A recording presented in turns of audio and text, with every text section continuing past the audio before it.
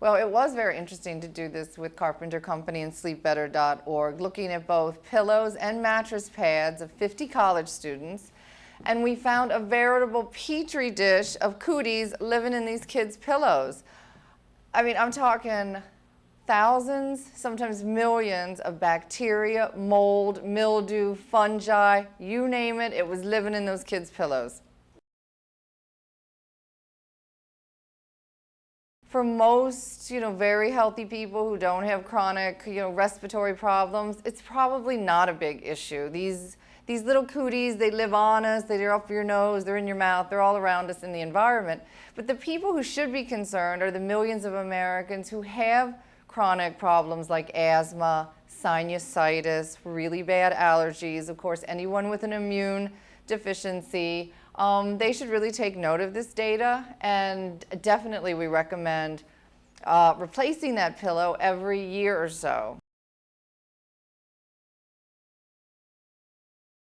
I mean, absolutely. It's really becoming a major public health concern for most Americans, and college students have some particular challenges where the academics are often more rigorous than they're used to. They've gone away from home. They have new freedoms that they're not quite sure how to handle, which, by the way, when you're sleep deprived, you're going to make bad decisions when you're trying to learn how to handle your new grown-up life. So I do think they have particular problems, and most of them don't even realize that they probably still need 9 hours of sleep.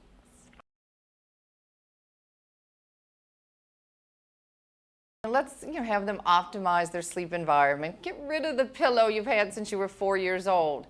Optimize the environment in terms of make sure it's dark and it's cool and it's quiet and that you're not stuck with a roommate that has completely different habits. So that's the first thing. And then I would like to get young people, actually I would like to get all Americans to take an hour before bedtime and have it be no screens, very few electronics. If they do use electronics, it would be things like listening to soothing music, maybe listening to a favorite book on audio device, but keep the lighting low and don't use the computer, the TV, or the smartphone 1 hour before sleep.